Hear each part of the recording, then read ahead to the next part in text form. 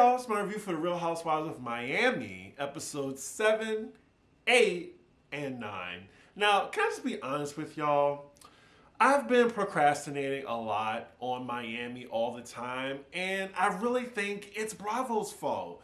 Like, why put them on the same night? Like, it seemed like a good idea on paper, but actually watching an episode of Beverly Hills, because they are giving this season, giving. But like Miami, like coming after an episode of Beverly Hills, like I'm already like, just worn out a little bit. Like I have some fatigue. So 2 hours of it, it's just a lot. Like it works on Sunday nights with Married to Medicine because it's a completely different franchise. It just doesn't work with two housewife franchises back to back for some reason. I'm not sure they need to switch and put on Miami first and then Beverly Hills. I don't know. But I apologize to the Miami watchers. I apologize to the Miami cast because they're given a decent season and they're still one of the best casts on Bravo. It's getting lost in the shuffle. But I'm going to finish this season because I'm a completionist, especially on Housewives. House of Villains, that was a different situation because Bravo content comes first. House of Villains, that one really just got lost. Like I was like 4 episodes behind. I was just like, you know what? I don't care who wins anymore. But yeah, let's get into the episode.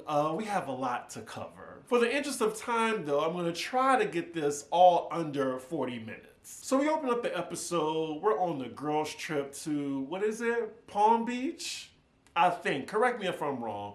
But the ladies, they start their morning out with brunch. They're all dressed, in beach wear. Oh my God. I mean, they all look great collectively, but Kiki, she shuts it down.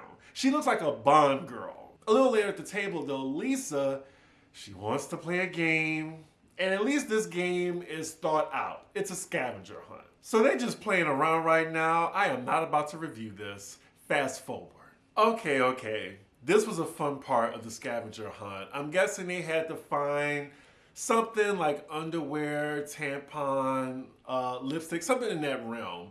They're going through Kiki's things and Nicole pulls out a dildo. She's like, who would bring a dildo on a girls trip?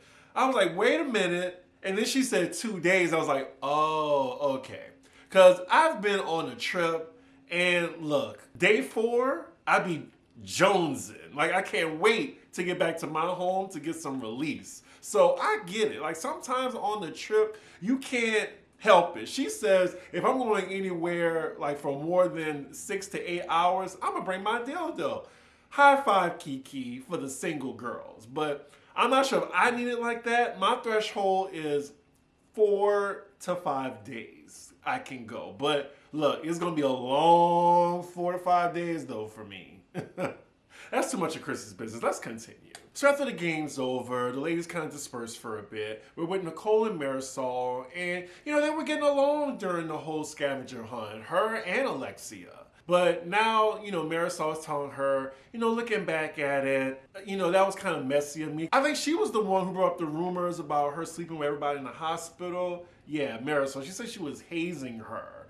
And I'm like, who is you, Marisol, to haze somebody? You're not even a main cast member on this show.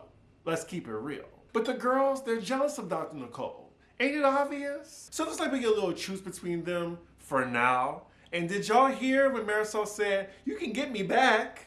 Oh, well, let's just wait. Because I'm sure y'all saw like the preview of some old cast member coming back. And yeah, Marisol and Alexia did not get along with her. But I'm getting ahead of myself. So now it's later on in the evening, the ladies are headed to dinner. Again, they are dressing to the nines. Collectively, the fashions are on Miami. Honestly, them and Beverly Hills, they're the only franchises I think that really gets it right. So they're at the table. Lisa makes this cheesy toast like we're all sisters, as some people are fighting. And afterwards, Marisol pipes up and tells Adriana, I think we should address the elephant in the room.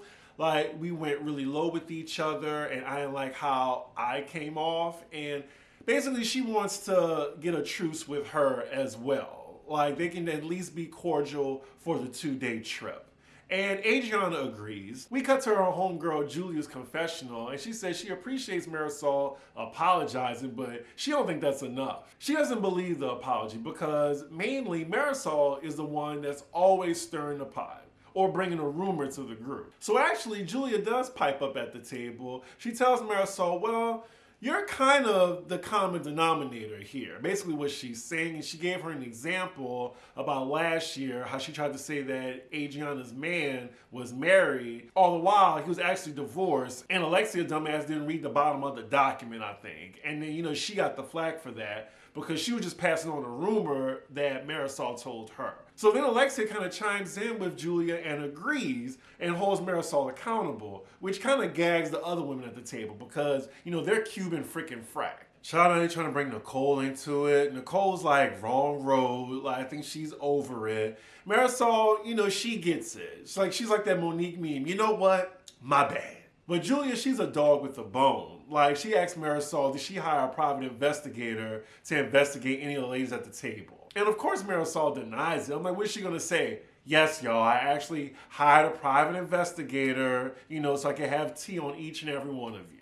They are still coming for Marisol. So I thought they were going to be done with the private investigator rumor, but allegedly there was someone following Nicole's husband after work as he brought his team to happy hour. And then Julia, once again, just trying to add on the pile-on, saying, yeah, someone from Europe who I used to know said, I'm worried for you because you're friends with Adriana. Are the ladies giving Marisol way too much? But then again, Marisol is desperate to stay on this show. Marisol has had enough though when Julia brings up that, she knows her ex, I guess through other friends, and, she's trying to bring to the table what he said. And Marisol is like, I really don't want to hear anything from my ex. That was a real painful situation. I'd rather not talk about anything concerning them. So then, Lisa chimes in, well, yeah, if I found out anybody was having dinner with Lenny, she would be pissed. But here we go again with Lisa bringing up Lenny to the table. We cut to Kiki's confessional. She's like, Lisa will always find a way to bring up Lenny in conversation. Yep, and just like clockwork, it seems since she brought up Lenny, she can't stop talking about him. So she's talking about what he's doing to her now in their divorce proceedings. And the table, the looks on the ladies' faces, they are over it. But nobody wants to say anything because they know it'll hurt her feelings. Ooh. So Larsa nicely tells Lisa, I love you, but I think you should just move on. Just move on from Lenny. And then Kiki chimes in, enough with Lenny already. It's always Lenny, Lenny, Lenny, Lenny, Lenny. It's like a song. Oh, I mean, she could have chose better words, a different delivery. But Lisa's like, I know she's going to take it that way. Now she's offended. Lisa calls Kiki insensitive. I think her delivery was insensitive, but not the message. The way Kiki is responding to Lisa, it seemed like she really talks about Lenny non-stop when they're together. Lisa tells Kiki, I am in the thick of it.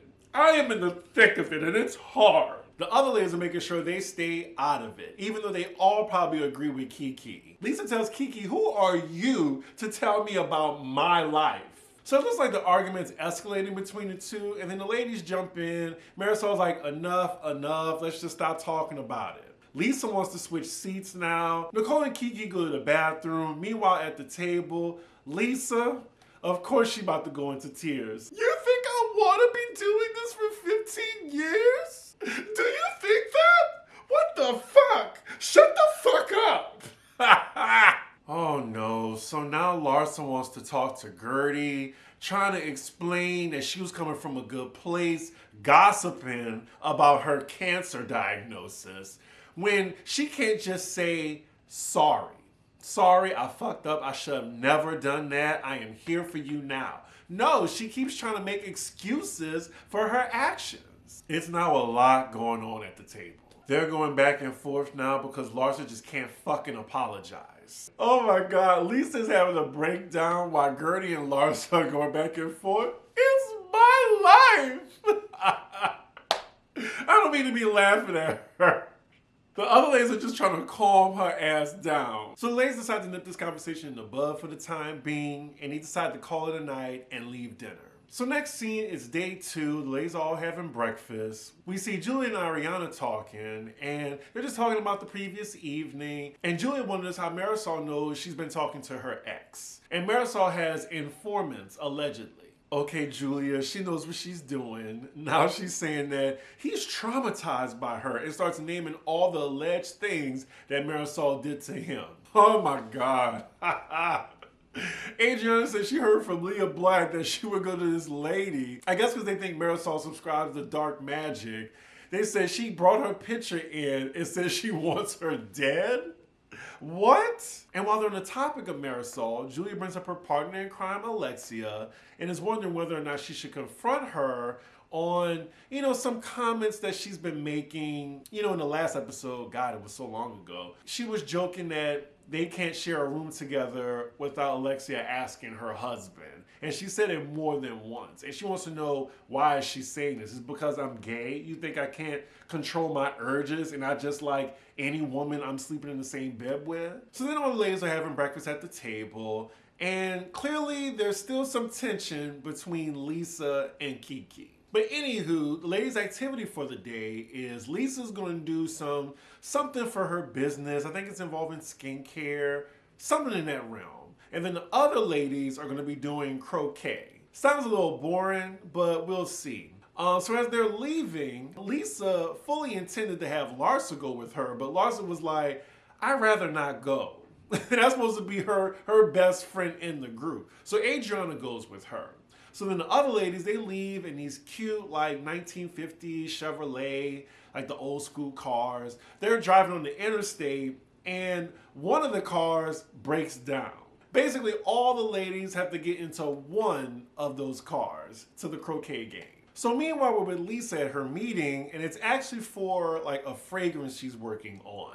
And I was wrong. It's not just Adriana with her. Nicole is with her as well. I forgot it's actually 9 ladies in this group and not 8. So we're with Lisa as she's trying out scents, and yeah, I'm not interested in this. And somehow, some way, we got in this meeting to talking about scents, to how she wants people to be empowered and, inspired by how she got through her situation with Lenny. Not her crying in this meeting. Even though she talks about this man ad nauseum, I feel for her because she basically, her identity was this relationship that she's been in this man with for 15 years. And without him, she don't even know who she is. So I guess I can see, why she's so rattled. So now we're with the girls at the croquet activity, and it sounds how I thought it was gonna be. It's boring and it's full of old white people. The ladies stick out like sore thumbs and they go have dinner, I think on the lawn. And then someone's Google alert pops up because they have Lisa as their Google alert. And it's an article about her bleeding Lenny dry and charging $10,000 on his Instacart. Now, Larsa, that's your friend. Why are you putting that girl on blast? She's like, if he's bringing those numbers to court, then those are real numbers. And then she has the nerve to tell the other ladies that Lisa buys her new boyfriend groceries too. She says in her confessional, she's wondering how did she spend $10,000 on Instacart. Then she says she remembered that Instacart has Sephora on it, so that doesn't surprise me. Wow, to be Lisa's bestie, Larsa really got a lot to say. Now she's saying that Lisa's spending habits, she really needs to learn how to spend money. But then we see the credits are rolling and the ladies are wondering, how do they talk to Lisa about these things, about her blowing up on them like she did Kiki? And that is where the episode ends. Let's get to episode 8. So we're continuing the conversation about how Lisa manages her money poorly. And how for some given situation, she needs a car because she thinks Lenny tracks her cars or vice versa. I don't know, I'm just trying to get through this review. But Gertie suggests that she be more frugal, maybe rent a Toyota Corolla, maybe $299 a month. Some of the ladies, I think, don't even know what a Toyota Corolla is. And Alexia's like, well, if her new man sees that she's struggling or whatever, he should be able to lease her a car. We cut to Alexia's confessional. She said she never even bought a car in her life. She said the first was from her dad, and then her husband after that, and then her next husband. So again, the ladies are trying to figure out a way to talk to Lisa about this. And if it's anybody to talk to Lisa, it would be Larsa. And Larsa also thinks that it's bad for her to move from one relationship where you're depending on one person to another one where you're doing the same thing. The ladies then nominate Julia to talk to Lisa. So now the ladies are learning how to play croquet. Kiki is being Kiki, of course, and her boobs slip out her dress around all these old white men. I think Kiki knew what she was doing. Kiki was doing a little window shopping on this croquet course. So afterward, Marisol and Alexia having a conversation. Marisol still feels a way about Julia hanging around her ex. She feels like she's digging. And Alexia is actually defending Julia and calling out Marisol. The reason why she met her ex is because she introduced them, allegedly. Alexia thinks that Julia isn't digging, but Marisol, she don't want to hear it. She feels like Alexia's not being a good friend to her, and now they're going back and forth. But Marisol's had enough. She says she doesn't want to talk about this anymore. So next scene is later in the evening. The ladies are getting ready for dinner. We see Nicole, Adriana, and Julia talking. Nicole's telling them how she was talking to Lisa about her divorce and just getting on the other side of it and hopefully getting over it. And then Julia says, well, actually, her and the other ladies were talking about what's a good way to approach Lisa about how her conversations always seem to revolve around Lenny. So it looks like Julia's going to bring this topic up later at dinner. So later, most of the ladies at the dinner table, but before it starts, Julia brings Alexia to the side and just asks her about her comments, saying that if she shared a room with Julia, she'd have to ask her husband first. And of course, Alexia, she's like, oh, it was just a joke, or I didn't mean, like, she could tell she was getting uncomfortable, and Julia was like, you know, I could do one of two things. I could keep pushing her to, you know, actually tell me why she did that, or I could just let it go. And we know when Julia is mad at you, she is a dog with the bone. She will not let it go. But it seems like she truly likes Alexia these days, so she doesn't give her a hard time about it. She just lets it go. But I think Alexia got the hint. And I think we all knew that Alexia is pretty ignorant. So as the ladies are talking, Adriana thinks she saw an alligator, and the ladies just take off. You would have thought like a flying roach was at the table, how they just scattered. So we see that there was actually no alligator in sight, and maybe Adriana made it up, probably because she wanted some attention. Wait a minute, I was enjoying my Rice Krispie treat, and I think they're talking about Lenny again at the table. I'm watching this on Peacock, so it sucks to rewind. Oh, so it looks like Lisa took the hint and she acknowledges that she talks about Lenny too much. So they changed the topic. And Nicole says the next event for the ladies, she's going to hold a Mother's Day event since Lisa didn't get to enjoy her Mother's Day. So then afterwards, I'm not sure how Julia found the segue, but she tells her about, you know, how grateful she is that she came to her event, given that, you know, she had to call the cops on her mother-in-law and ex-husband on the same night. But Julia kind of fucks it up by bringing up her kids. Just the way she bringing it up is becoming wrong road, wrong road. So then Alexia jumps in and, you know, she's coming off very judgmental, even though she probably means well, you know, about her kids and telling her about them. Then Nicole points out in her confessional that, you know, this is rich coming from Alexia because if you say anything about her kids, she will pop off. But you can, you know, criticize Lisa about her kids. Julia then also brings up respectfully that, you know, she thinks that, you know, instead of moving to her new man's house, hopefully she will get her own and not move into a second situation where she's completely dependent on a man. And I think Alexia brought up the Google alert saying that she spent $10,000 on the Instacart. Then Marisol jumps in and asks her, oh, $10,000? Like, what's going on? Lisa now feels like she's being interrogated. Yep, Lisa definitely feels like she's in the hot seat, and now she's asking the group, wait, so yesterday I talked about Lenny too much, and now tonight, y'all are now asking me information about what I'm going through with Lenny. I mean, she kind of have a point. Alexia clarifies that they don't want to hear about Lenny. They want to hear about her. And they're just hoping that she makes smarter decisions when dealing with these articles that come up about Lenny. And all Lisa heard was, be smarter. So I'm being dumb about this? So then they bring up her car situation as why can't she just get her own car then drives Lenny? They want her to just cut all her connections off to Lenny so she won't be so dependent on him. So then Alexia asked her, did you drive Lenny's car here? Lisa said, well, did you drive Todd's car here? Oh! Alexia said, well, me and Todd are in a good place. You and Lenny aren't. But now Alexia feels attacked. She's like, well, why you gotta put it on me? We're talking about your situation right now. Look, throughout this whole dinner, Kiki hasn't said a word, and she was the main one that said something. Lisa's definitely offended now, and she's calling out Alexia. Well, you want to ask me my questions? I can't ask you questions? But Alexia, I mean, she actually made a point. She said that if you're accused of putting tracking devices in your ex-husband's car, why is you still driving it? So it looks like the only person defending Lisa at the table is Adriana. She feels like all the girls are now ganging up on her. So now it comes out at the table that Lisa was the topic of conversation while they were at croquet. And Gertie, she's just saying it all. Like, they're kind of worried that she's getting with Jody too fast. They don't really know like much about him. And Gertie points out in her confessional that her good friend Larsa isn't saying nothing at the table, letting all the other ladies talk. Nicole then brings up a good point that Jody's now like a big part of her life right now in such a small amount of time. And maybe like he shouldn't be that big of a presence in your life, and you should be prioritizing yourself and your children. And I think she said it in a nice way, but again, I just don't think Lisa's in the mindset to be receptive. Lisa's trying to defend herself, and she reminds me of one of my friends who kind of contradicts themselves constantly. She's saying, you know, I just like being in a relationship. I'm not that person who wants to be in the dating scene. I like to be at home watching Netflix. I don't like to go out. That's when the faces start turning at the table when she makes that statement.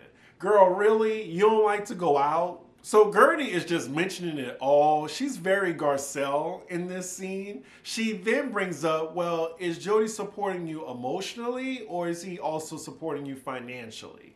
And I think, you know, all the women at the table know the answer to that. But Lisa, she says that is an overstep. And then Gertie's like, well, I wasn't the one just talking about this. We were all talking about this earlier today. Lisa then tells them all that her financial matters are none of their business, and no one at the table is a financial advisor.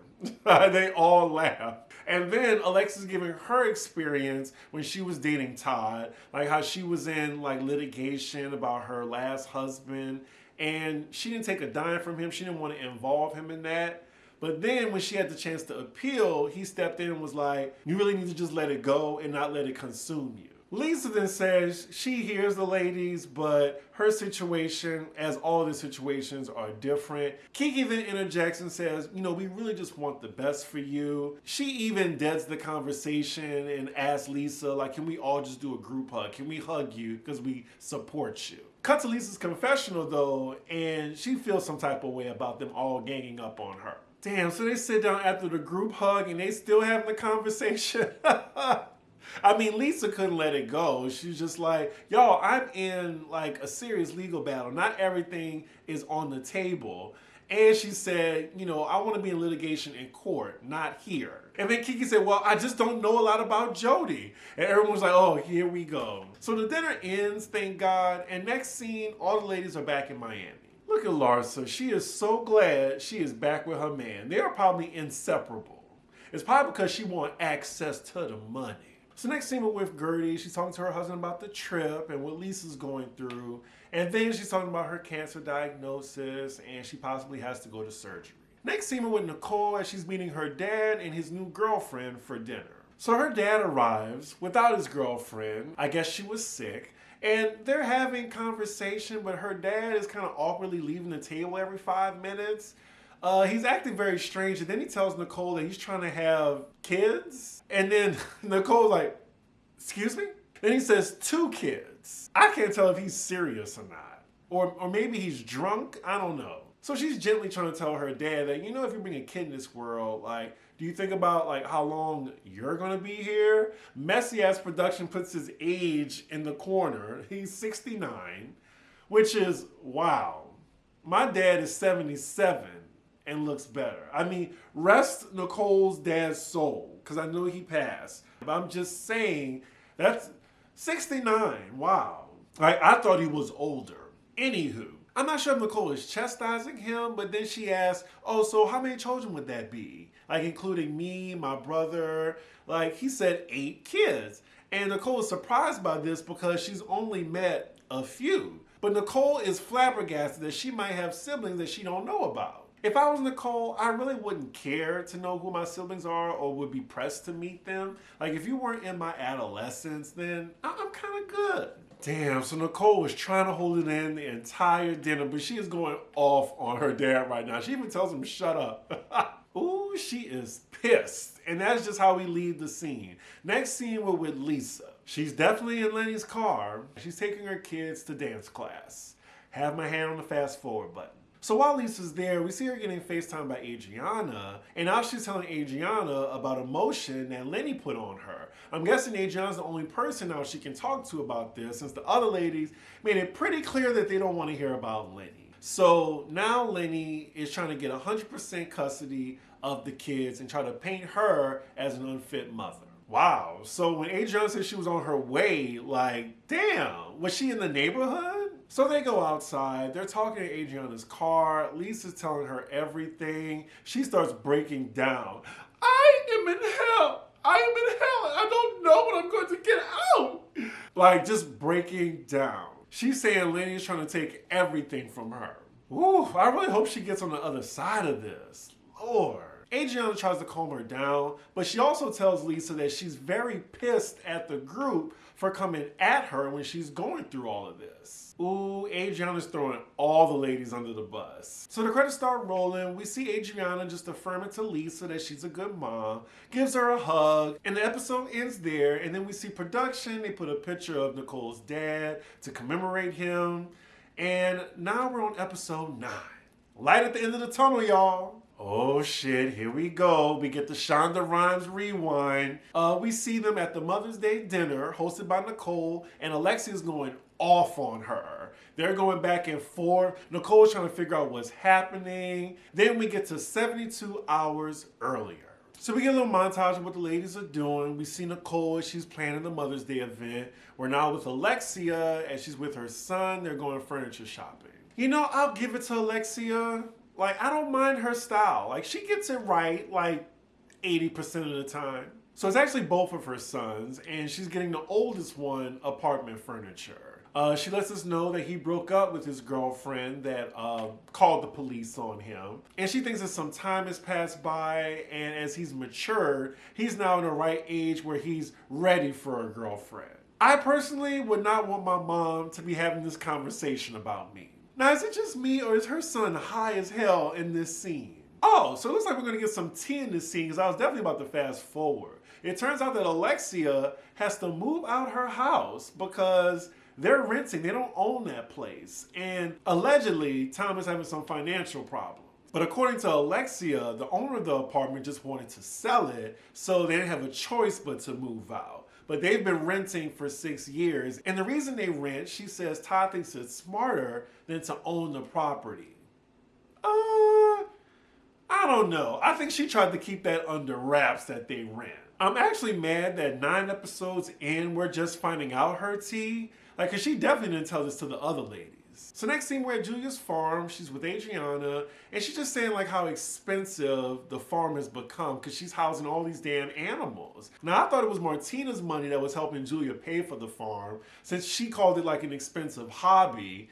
And Martina was like, well, you need to make this hobby profitable in some way. But Julia says she pays for the farm. It comes out of her money. So now they're both in the car talking, and Adriana's saying how she didn't like how all the ladies was jumping on Lisa, especially Alexia, trying to come off like her life is so perfect. And she's saying that she's the last person that should be giving her advice. And speaking of that, she said a little birdie told her that she's having financial issues. Julia asked, oh, who told you that? Who's the little birdie?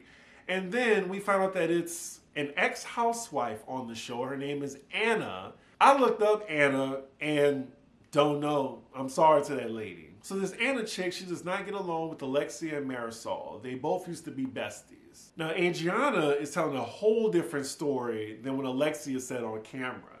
She said that their interest rates went up, the rent is high, they can't pay it, so they're breaking their lease. That's very different than saying the owner sold the place and you need to be out. Julia's actually uncomfortable hearing this information because her and Alexia are friends now. Adriana is so giddy in her confessional talking about Alexia's financial issues. It looks like she wants to laugh. I don't know, this Julia and Alexia friendship is definitely going to change the friend dynamic because both of their besties hate that they're friends with each other. Like, Marisol hates that Alexia is talking to Julia because Julia went super hard on Marisol. And then Adriana is probably going to be upset at Julia because Alexia has said so many terrible things about her. So next scene, we're with Lisa visiting Jody. He got them a private chef. He getting her roses. I really just hope it works out for these two. So the dinner they're having is pretty fancy. They're having it in the backyard, just the two of them with the ocean view. But strangely, it looks like Lisa's date with Lenny last year. That's very creepy, and I'm sure Jody saw the show. Like, why would he do that? Oh my God, production is so messy. So they showed a flashback of her date with Lenny, and she's acting the same way, trying to get like the food on Instagram. She's acting the exact same way with this man. Anywho, so it looks like Jody knows from Lisa that the lady has been talking about their relationship. So later in the conversation, Jody tells her that, he's going through a lot too. And not just, him going at it with Lenny in the paper, but he does tell Lisa, I would like it if you checked in with me more. You could just see the Oprah aha moment on her face. Lisa totally agrees, but she's kind of a narcissist. Even when she's going through a lot, she can be very self-absorbed. And the thing I learned about narcissists are they're not very self-aware. And that kind of checks out with Lisa. Also, side note, her boyfriend looks so uncomfortable on camera. So next scene, we're at Nicole's place. She's with her mom. And of course, she's talking about her dinner with her dad and this bomb he dropped on her about having 6 kids, 2 she don't know, saying he wants more kids. Nicole says thank God for therapy, because if this was her a few years ago, she would have told him to just fuck off. So next scene, we're with Gertie, going bowling with her family. I love her family. They are so cute. I especially love whenever we get personality out of Gertie's husband, because he's just so fucking low key. But you just know he's a good man, Savannah. Oh my goodness. That took me by surprise. So then she has a conversation with her kids about like her cancer diagnosis, and she's gonna be fine. Her son, I guess, he didn't want to say nothing, but she grabs his hand. She's like, I'm going to be okay. I'm going to be okay. And, this is such a good scene. I am so glad she made it through that journey, and she is cancer-free. So next scene, we're with Alexia visiting Todd at his job, and they're talking about moving, and apparently it's either 15 days or 30 days. But according to Alexia, it's in the same month, so she's still freaking out. They still don't have a place to go to. That's going to be very interesting. Alexia says she's been looking at apartments, but she wants to know, like, the price range. Todd ain't saying that on camera, but he's oddly cool as a cucumber, not nervous at all. Like, if I was told I had to move out of here in 2 weeks, hell, a month, I would have a nervous breakdown. So next scene, we're with Lisa and Larsa having lunch. This server, he was ready for his close-up. He is in that scene, like directly next to Larsa. The camera can't help to be off of him. Look, I'm all for it. Get your moment. Child, as soon as they sit down, Lenny, what is he doing now? So there's no update on the motion for Lenny to have 100%, but she's now filing her own motion too. Lisa says her main support now is Jody. I'm not sure if that's healthy. She says she still leans into Larsa. She does mention how she didn't feel support from the other ladies. Oh my God. So as they're talking, Lisa gets an alert, and she tells Larsa that that's her reminder that she needs to check on her man. Oh man, so she calls him mid-conversation and then says on the line that she got an alert on her phone saying, I need to check on you. Why would you tell him that? I don't see her relationship with that man lasting. Even Larsa calls her out about it. She's like, why would you tell him that? Again, narcissist behavior. All right, so next scene is the day of the Mother's Day brunch. This setup is gorgeous, but it's a Nicole event. I expect it to be. Oh my God. So we see the ladies getting to the Mother's Day event. We see Lisa pull up in a goddamn Honda to pick up Larsa. The look on Larsa's face. Larsa's like, what the fuck? Then Lisa's like, this is my housekeeper's car. I guess she has a point to prove to the other ladies. As they're driving in this Honda, they're talking, and Lisa still has a chip on her shoulder from the trip, and the other ladies coming for her and her relationship. So we see the ladies are arriving. Kiki is first. Of course, Kiki looks fabulous. She's reading the guests on the table because it's assigned seating. She's wondering, who's Anna?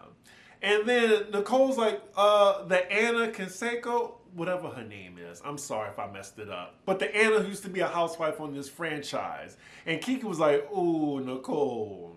I don't know, Nicole. I mean, this is a little messy, especially if it's a surprise guest. Like, even Kiki knew that Anna had issues with the other women. Nicole is like a deer in headlights. Do they? I didn't know about any issues. Kiki knows this is messy as fuck. She looks like she's ready to enjoy a show. It looks like we're gonna get a Mother's Day dinner from hell. Look, give us all the dinner from hells, bravo, please. So then Cube and freaking Frack arrive, and production already know what's up. Like, the music is changing, it's getting dramatic as they're about to walk in. So they get to the table, and Alexia immediately sees Anna's name. She holds it up. Who's Anna? The camera goes right to Kiki's face. She knew it. Nicole, she's still playing deer in headlights. I didn't know this Anna.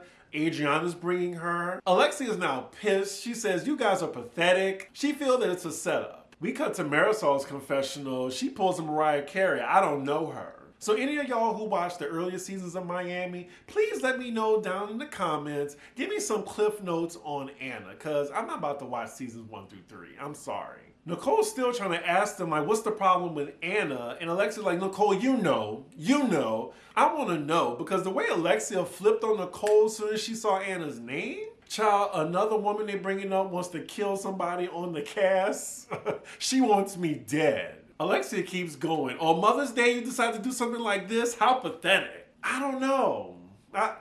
She has to know a little bit. Like, she could have told people that Anna was coming. Ooh, so now Alexia and Nicole are going back and forth. Now they're in each other's face. Nicole said she wasn't even the one to invite Anna. It was Adriana. And then we see Adriana, asking her, can she bring Anna? And I think Adriana was calculated in bringing Anna. But Nicole, I would say, is 80-20. 80% I believe her. Adriana, she just wanted to be messy. She really wanted to get back at Marisol. And Alexia, actually. There go that Barracuda face that Alexia be making, as Julia pointed out. Not Alexia telling Nicole to stop screaming, and Alexia's the main one yelling, and in her face. Ooh, the service staff is getting a show. Like, one of their mouths is wide open. Oh, I would be enjoying this if I was them. So now they just tag teaming Nicole. They're both going back and forth, saying that they know they're being set up. How could she do this? She's sneaky. We cut to Julia's confessional, and she peeped game. She know Adriana was being messy. So the credits are rolling. We see Cube and freaking Frack. They're leaving, but not before they take the party swag. Marisol's already halfway out the door with her jacket. Alexia, she's going through the hangers looking for her jacket. Those jackets are cute though. So they storming out. Alexia's like, thank you for the jacket, but I'm leaving. Woo, they cussing on their way out, and that is where the episode ends. We do see in part 2 though, that they came back. So, I don't know, I can't wait to see that. Good cliffhanger. But yeah, y'all, that's my 3-episode review. Hopefully I'll be able to catch up and give y'all single reviews of Miami. With that, make sure you like, comment, and subscribe, and I will see y'all for the next episode. Bye.